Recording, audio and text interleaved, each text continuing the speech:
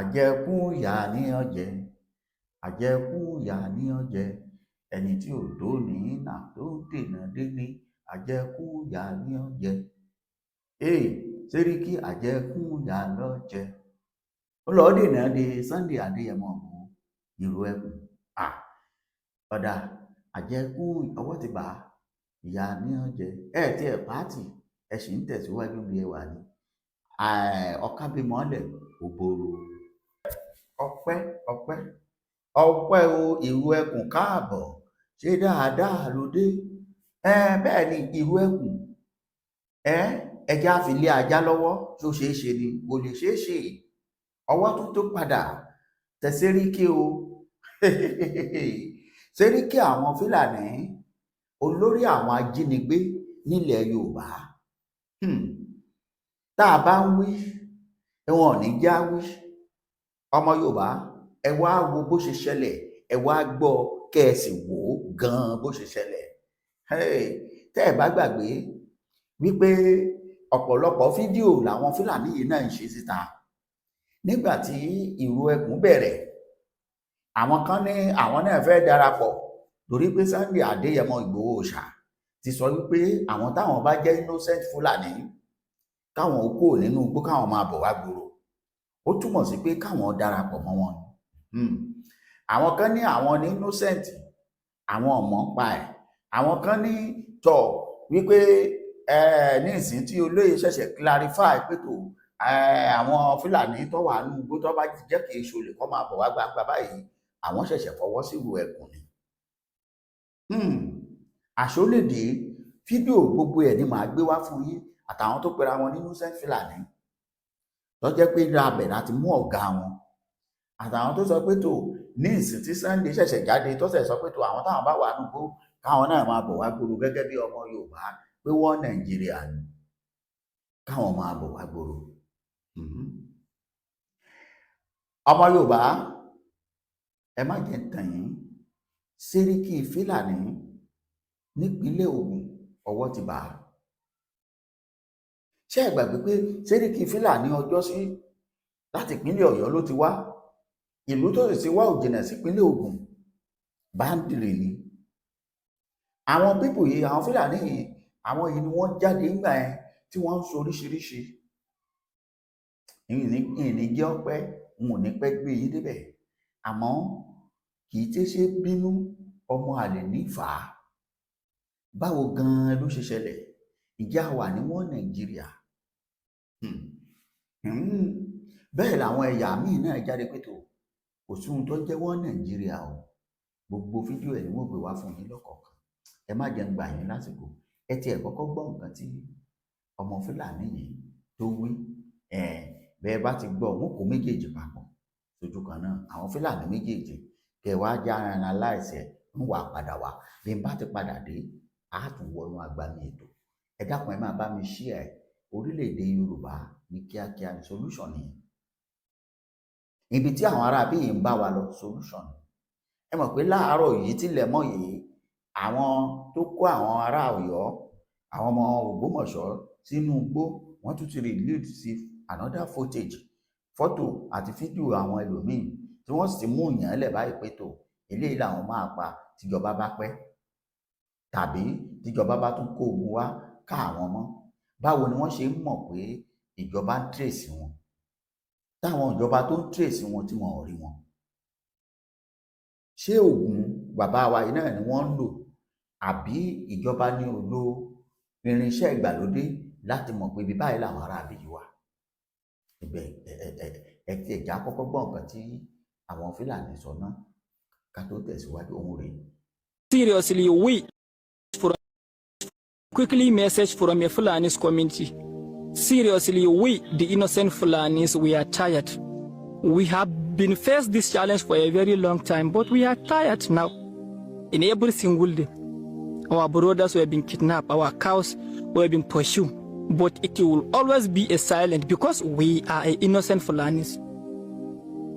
Some people in this country have believed that nothing like innocent Fulanis. Well, it is wrong. We are suffering. We are not escaped from them. pursuing our cows, kidnap our brothers, and ask for a ransom if you not pay. You know how it will end. And it will always be a silence because we are a Fulani. Why? Are we not a Nigerian? Are we not a citizen of this country? Please, we need a justice. Bandit kú lórílẹ̀-èdè wa Nàìjíríà. Ìyẹn tó bá jẹ́ pé ọ̀rọ̀ tí mo gbọ́ yìí lóòótọ́ ni kò sí rọ́ńbẹ́ o.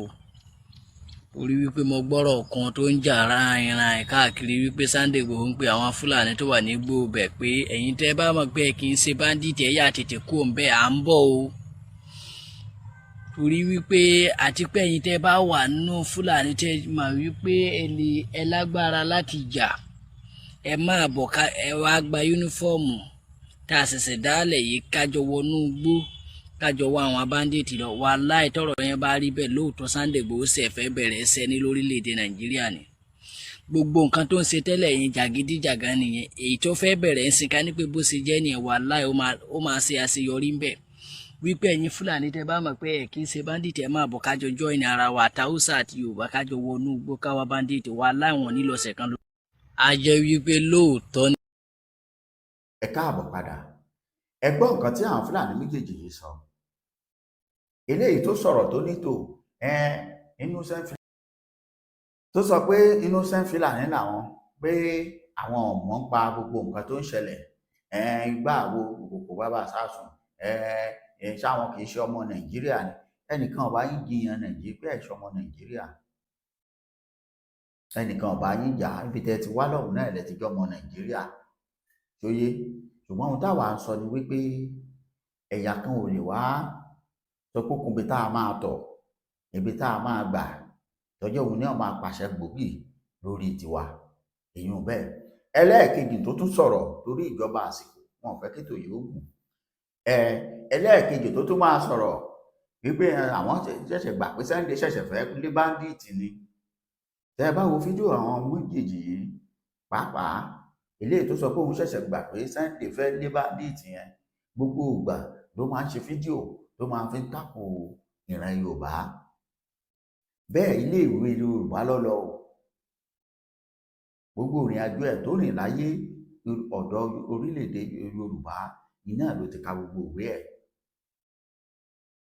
ok now ó wá ń sọ pé tó ní ìsìn àwọn ṣẹ̀ṣẹ̀ gbà pé olóyè ó fẹ́ fọ ilẹ̀ Yorùbá àti orílẹ̀-èdè Nàìjíríà mọ́ iná ní ìsìn ìyẹn ni pé lásìkò yìí tí olóyè wáyé tó sọ̀rọ̀ yìí gangan làwọn tó gbà fáwọn ò gbà bẹ́ẹ̀ tẹ́lẹ̀ alright báwo lẹ ṣe fẹ́ gbà torí wípé ẹ̀yin gangan ní ọ̀dàlúrú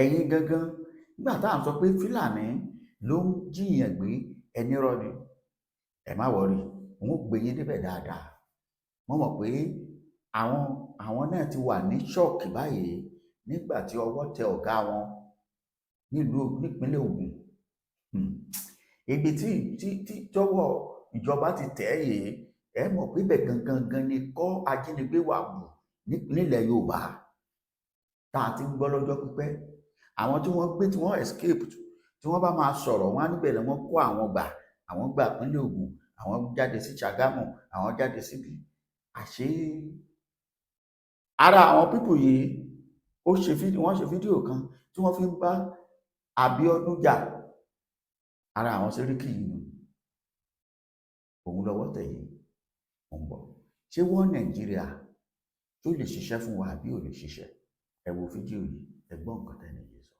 kí la tún pè ní wọ́n Nàìjíríà ẹ pín Nàìjíríà olúkúlùkù wọn máa lọ ẹ gbọ́ nǹkan tí ẹ̀yà mi yìí tún sọ òun rèé òun tún padà bọ̀ nbádé wọn wà gbé yín wọ báwo ni ọwọ́ ṣe tẹ̀ ẹ́ ń fi fídíò ẹ̀ hàn yín àtúbọ̀tán alábòsí kò ní dára ọ̀yá òun rèé ẹ̀ ń ṣó mẹ́. If you dey for this country and you still dey busy dey form one Nigeria na you sabi because I don see the reason why wey everybody go dey believing that we are one Nigeria and a particular tribe for inside that same country wey we dey they believe say we be one. Go come out, they feel like saying that them get the country alone. Say this country called Nigeria belongs to them alone. And the one that baffles me most is that you will see them coming out to say things where they say, if me as an Igbo man talk am, the authority must surely come after me. And you will see them saying all of those bullshit. And at the end of the day, they will go scot-free. Nobody will question them. They're not going to invite them. They're not going to ask them, why did you say something like this? They will say all those atrocities with their mouth, finish. And at the end of the day, they will go scot-free. Anyways, pay attention to this video to hear exactly what this Erifruaf, this Janjaweed, vomited with her mouth. Vomited from her mouth in this particular video. Watch. I am a Muslim. What can you do? If you talk against my prophet, we will come to you and buy you. What can you do? Since we have been destroying everywhere, can't you see our men? Very agile, active, serious about what they mean. What have you been able to do? We come, we will rape your women, we will destroy your farms. We impose Sharia law on you. What are you going to do? Your men are weak, wasted in alcohol. What have they been able to do? We go about taking lives of people that talk about our prophet in a way we don't like. What have you people been able to do? Or what do you think you can do? Our religion comes first. What have you people been able to do? We will throw bombs, we will carry guns, we will kill, we will carry knives, and yet nothing you can do. Since we have been destabilizing Nigeria, what have you Christians been able to do? I am coming now to tell you that my prophet is the best. What can you do? Can you do anything about it? Can you imagine? If you watching me say a thing I don't like, I will look for you. And what can you do? Islam is the best. Whether you like it or not, what can you do? What can you do? My prophet says, go after the infidels. If you are an infidel, we are coming for you. And what can you do? If you are an infidel, we are coming to take you. What can you do? What can the government do? We own the government. We tell the government what to do. We rule the government. Muslim take it and nothing you can do. You Christians are the weakest version of religion. What can you do? Have you people been able to do a thing? Nothing. What can you do? Enough of all this nonsense. Enough of all this bullshit. Enough. Enough. Did you hear what she said? They own the government. They rule the government. They tell the government on what to do. That the government can do absolutely nothing to them. That was exactly what she had stated on this very video. Please, I don't really have much thing to say on this video. I needed just one favor from you people. And that favor is for you to share this video. That's all. Share this video. Make this video to go very viral. Please. This video really needs to go very viral. If it's possible, share the video so that it gets to the authorities. I even know that at the end of the day, they're not going to do anything. Absolutely nothing. The girl has already stated it on this very video. What can they do? Nothing. Are you getting the point? But it's better you share it so that they will hear and the world at large will listen to it as well. I am not going to say more than this. And I come in peace. Ẹ káàbọ̀ padà. Orin àwọn àgbà Mùsùlùmí ìgbà yẹn gbà tí ẹ̀sìn fi jójú lówó. Wọ́n ní bálábòsí lówó. Bálábòsí bímọ. Bálábòsí kọ́lé. Bálábòsí lálùbáríkà. Àtúbọ̀tán alábòsí kò ní dára. Àtúbọ̀tán alábòsí kì í dára. Bó bá kọ́lé, tó ra mọ́tò, tó ra ilẹ̀, tó ṣílé, ṣùgbọ́n nítorí àtúbọ̀tán ẹ̀ wọn kì í dáa. Nígbà tí ẹ̀yin ẹ̀yà kan wà tẹ́ ẹ ní tó ẹ̀yin ní bàbá yín nílẹ̀, ẹ̀yin fẹ́ gba ilẹ̀ láago mélòó ní sẹ́ńtúrì èwo sí sẹ́ńtúrì èwo. ṣùgbọ́n inú kan ló kó bá àwọn bàbá ńlá wa kí wọn ó dé kí wọn fún wọn lẹ̀ níjọ́sí, kí wọn fún wọn ní eléyìí tí mú kí àlàbọrùn wọn kó padà wá dẹ̀rù kó dẹ̀wù tí wọ́n ń wọ̀ tí wọ́n tún yẹn fàǹdà. báwo la ṣe rìn, báwo la ṣe ṣe tí ọwọ́ fi tẹ Seriki? Níbo sì ni Seriki ti wá? ń bọ̀. ọjọ́ gbogbo tó lè, ọjọ́ kan tó lóhùn. báwo lọ́wọ́ ṣe tẹ̀ ẹ bọ́ bí ẹ wá gbọ́. báwo lọ́wọ́ ṣe tẹ Karambani, ẹni tó pèrè ẹ̀ lólórí ẹlẹ́sìn 1, olórí àwọn ẹ̀yà tí ṣe Fulani 2, and then ó tún wá jẹ́ olórí kíni àbá pé, torí pé wọ́n jẹ́ nìkan tó jẹ́ pé àwọn tún súnmọ́ jọba níbi tí àwọn olóṣèlú wa náà gbé bàjẹ́ dé. bí wọ́n bá yọ nǹkan Yorùbá sọ́tọ̀, wọ́n yọ tiwọn sọ́tọ̀ ni torí ìbò. wọ́n á tún máa fi tiwọn wá wọn káàkiri inú súdù, inú igbó wọn lọ. báwo ló ṣe wá ṣẹlẹ̀? nípínlẹ̀ Ògùn ló ti ṣẹlẹ̀. torí pé nípínlẹ̀ Ògùn yìí wọ́n ti kọ́kọ́ kọ lẹ́tà sí wọn pé tó àwọn ń bọ̀ o láti máa wá jí ọmọ tiwọn náà gbé bí wọ́n ṣe jí ọmọ gbé nípínlẹ̀ Ọ̀yọ́. tẹ́ ẹ bá gbàgbé, nípínlẹ̀ Ògùn yìí kẹ̀dẹ̀ rèé, pàápàá àdúgbò tá a fẹ́ mẹ́nu bà yìí, ajínigbé ó ti pọ̀ ńbẹ̀, kì í ṣe ní kì í ṣàlẹ̀. ẹ máa gbọ́, nítorí ìjọba Ògùn. Fulani leaders sons nabbed for kidnapping, others escaped. I never knew my ex-convict son was still into kidnapping, he pleaded. A 67-year-old Abdullahi Muhammad, leader of Fulani community in Ìjẹ̀bú Òde, níjẹ̀bú Òde, ẹ̀yin ará Ìjẹ̀bú, ojúde ọba yín, àfi sùúrù o tọ̀. Ogun State, who was recently arrested by the police over alleged kidnapping activities after one of the bags used to deliver ransom was reportedly recovered from his kitchen, has admitted knowing that one of his sons, Bola Amadu, was involved in the kidnappings. Okay, nígbà tó jẹ́ ọmọ ẹ lọ́wọ́ nínú kidnapping, tí wọ́n bàbá mọ̀ kó o ṣe fà síta. tẹ́ ẹ bá gbàgbé pé Seriki gan pa nílùú gangan nígbà yẹn lọ́hùn-ún, bóun náà ṣe kọ́kọ́ bẹ̀rẹ̀ sí ní máa give excuse nìyẹn, kó wọn ọ̀mọ́ ń pa ẹ̀. so sójú àwa àwọn bàbá wa yìí, sójú yìí tí wọ́n ń là nísìn àbíkọ̀là.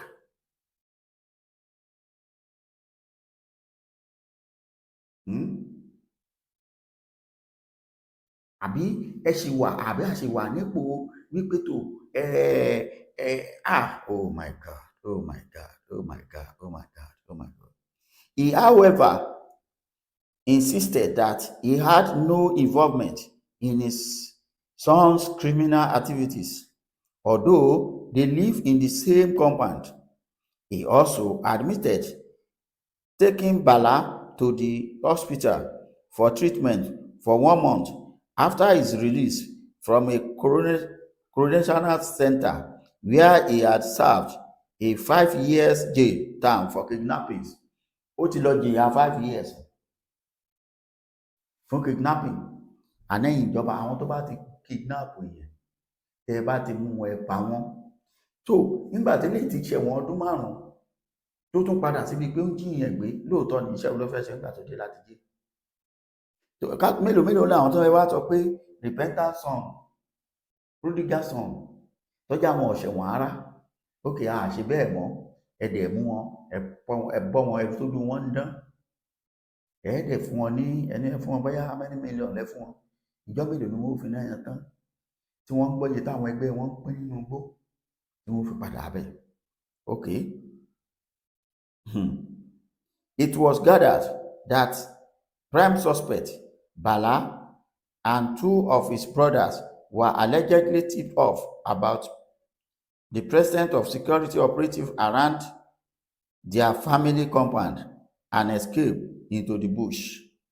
Source further revealed that operative of anti-kidnapping unit of Ogun State in charge SP Bamidele Shitu, while investigating various kidnapping incidents around Ijebu-Ode and surrounding community, like the crime in Bala, who was recently released from prison after serving 5 years jail time.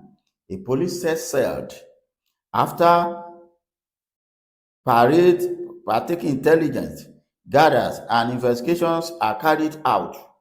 Ibi tèmi ń lọ rèé, arákùnrin tí wọ́n ń pè ní Bàlá yìí, ọmọ karambà ní ọmọ tó jẹ́ pé torí pé a lè rí àbá bàbá wí àbọ̀mọ̀wí náà ni. Bàbá ẹ̀ mọ̀ pé ó ti lọ ṣẹ̀wọ̀n, ó ti dé, ó dá mi lójú pé àwọn àbúrò ẹ̀ yẹn àbáwọn ẹ̀gbọ́n ẹ̀ tó kù yẹn gbogbo ìgbà tóun fi ń ṣẹ̀wọ̀n, these people are still carried out their activities. Who told them pé security ti dé? Tí kì bá ṣe pé bóyá àwọn ti ní CCTV tí wọ́n fi ń monitor miles sọ́dọ̀ tí wọ́n fi lè láǹfààní àti bọ́ sínú igbó tí wọ́n sá lọ. Now ọwọ́ bá bàbá, irọ́ ni bàbá mọ̀ ń pa ẹ̀.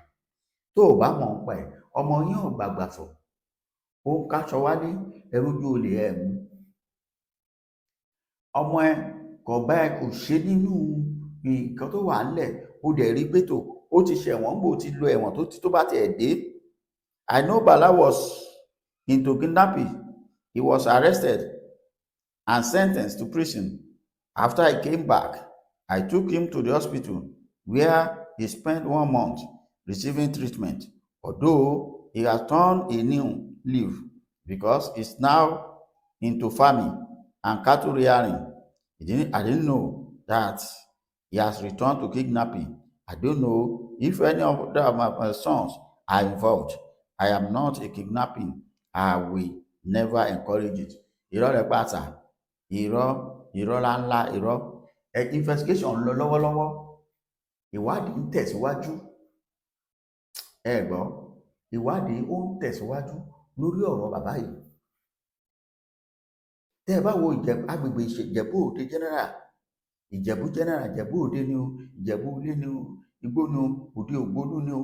Tẹ́ ẹ bá ń gbọ́ ìròyìn àjínigbé, à ń jínipa ní gbogbo ọ̀rọ̀ láti ọ̀pọ̀lọpọ̀ ọjọ́ àtọdún sẹ́yìn kó tó di pé wọ́n tẹ̀ ń wọ̀ ní Ìbàdàn, ibẹ̀ ni wọ́n ti sọ pé bí wọ́n ṣe ń lọ kí wọ́n tó dé Kànná kíní àbí kíní láàrin Ìjẹ̀bú sí àdúgbò yẹn, ibẹ̀ ni wọ́n ti mọ́tò lọ serious, níbẹ̀ ni wàhálà ti ṣẹlẹ̀. A ti ti sọ pé àwọn Fúlàní yìí náà ni ẹsẹ̀ dé nírọ́ o, àwọn kan o, àwọn ẹṣin Fúlàní o, ṣùgbọ́n àwọn tá a pè lólórí náà nítorí ìbò àwọ̀ kìí ṣe pé kọjá kan nínú àwọn ọmọ wọn náà gbé. Ṣẹ́mọ̀ Yorùbá sọ̀rọ̀ ó pòwe, ó ní bó tutù bá ń ṣe ọ̀fà wọn á ló gbéṣe ẹ̀ dé, tó bá ṣọmọ olówó wọn ní ọ̀rọ̀ yóò kó fata ẹnu. Ẹwà àwọn tó kú ní ìpínlẹ̀ Ọ̀yọ́ láti ọjọ́ yìí, this is 16 days ago, no changing of pant, àwọn obìnrin wọn àtọkùnrin, no changing of cloth. Bóyá kámẹ́rà ló ti tún aṣọ ara tí àwọn obìnrin méjèèjì fi ń sọ̀rọ̀ ni, I don't know. Ẹ wo àwọn ọmọ, even innocent child, ẹ wo bó ṣe treat àwọn ọmọ yẹn. Èmi sọ fáwọn èèyàn pé I'm not sure that all the children will be able to cover back. I don't sure. Tó bá jẹ́ túrè bó ṣe ń ya fọ́tò wọn tó ń sẹ̀ǹdí ẹ̀ yìí lórí àátẹ̀rọ ọmọ tó ti gbẹ́mí mi. Bọ̀ àwọn tó ń sọ̀rọ̀ yóò ní sọ, gbogbo aláwà lójú kan náà ló máa sọ. Kó má tún trigger ìbínú ìjọba tó sì bínú tí ò ní irinṣẹ́ tó fẹ́ lò.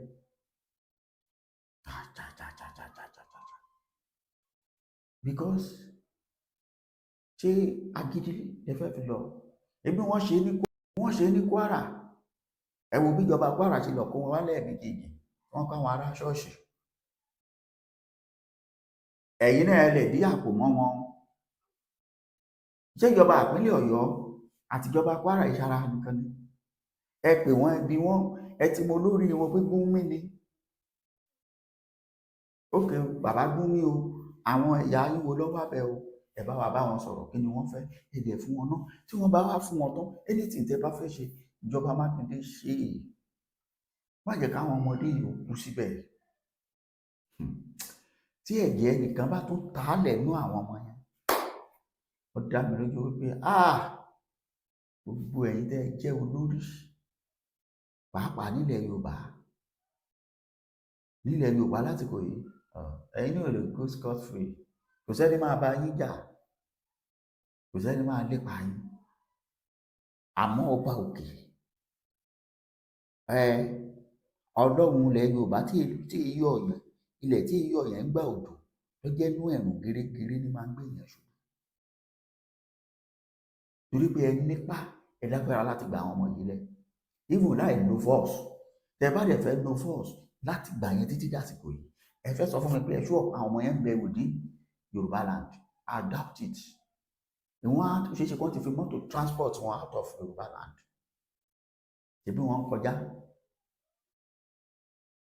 Wọ́n wá pé mọ́tò Dangote, ẹ sábọ̀ nínú gbogbo àwọn táfíì wa tá à ń ṣe, ẹlòmíì tó jẹ́ mọ́tò Dangote, mọ́tò àwọn truck ni wọ́n á pè tí wọ́n á fi gbé pẹ́pẹ́ tí wọ́n ti ní nọ́mbà lọ́wọ́ páàkì síbi báyìí tí wọ́n á lòdù wọn síbẹ̀. Because with all the effort of Olores, tó bá jẹ́ wùdí Yorùbá ló wà judiciary ni wọ́n á ti rí wọn. But àwọn eléyìí ń gbọ́ information pé wọ́n ń trace àwọn. Ta ló fún ọ ní information? Ẹ lè fẹ́ lú ẹ̀kún. Ìjẹkùndé àwọn kan pariwo àwọn ṣe kiri kan àwọn ní mùsùlùmí dáàbòrò bá yín. Ni wọ́n á jẹ lòmíì yà nínú yẹn sáré kàbàkàbà. Ẹ̀yin báwo? Nígbà tí nǹkan ṣẹlẹ̀ táàrẹ ni tí ó fẹ́ gba ìran yìí, tẹ́nìkan dẹ̀ dìde pé ẹ̀yin náà ẹ̀dá ti yín lẹ̀ kò ṣẹ̀ṣẹ̀ bẹ́ẹ̀, ẹ̀dá lẹ̀ káwa mọ̀, òun ti dá ìró ẹkùn lẹ̀, ẹnìkan náà pèrè ẹ̀ níjà ẹkùn ó gbére ẹ̀ síta ká mọ̀, kíjọba àpúrùfù ẹ̀ fún, kí gbogbo wọn ṣe wọ́pọ̀ padà pa Ìbà Gani Adams kó dìde kó kó APC tiẹ̀ jáde. Bójú tilẹ̀ ọ̀bá fẹ́ dídádúró kó darapọ̀ mọ́kànnú wọn àwọn APC. Ẹ̀yin Àgbẹ̀kọ̀yà ẹ ti wà register already kí wọ́n túbọ̀ boost yín ló face nǹkan tó ń ṣẹlẹ̀ nílẹ̀ Yorùbá. Ẹ pé kò sígbà táà ní padà lé àwọn Fúlàní Olùwà. Gbogbo rádaràdá tó ń sọ kankan náà níwá ìkankan náà lẹ́yìn àtàwọn pẹ̀lú ìgbé ayé táwọn ń gbé yìí. Odidi Seriki ọmọpọmọ òun ń jalè, ọmọ òun wá tẹ̀wọ̀n dé, ìwọ náà ló tún lọ treat ẹ̀. It's not an excuse pé kò mọ̀ kó tí ó ṣe padà sí di olè. Ṣé yóò tán lára olè kọ́ máa fi hey mo dẹ́rù báyìí yìí láìláì mo ṣẹ̀rù bá ní hey kò lè tán lára ẹ̀. So ọmọ ẹ ti dé báyìí ó ti ń jí wọn ní nǹkan, ó ti tún padà sí di àwọn tó fi bẹ̀ sọ́n ti kú òní.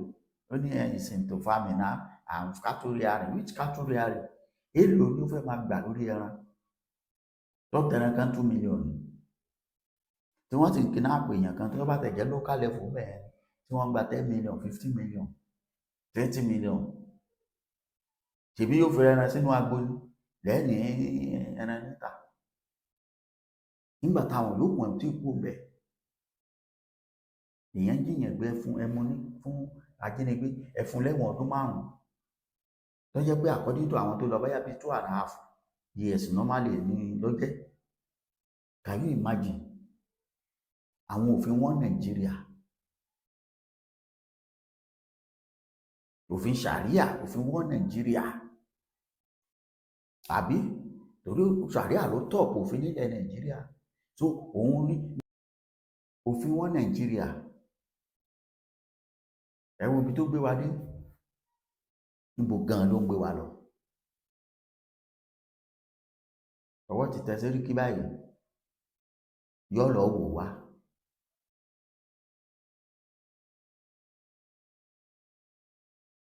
Yóò padà lọ wò wá, fíìmù ni.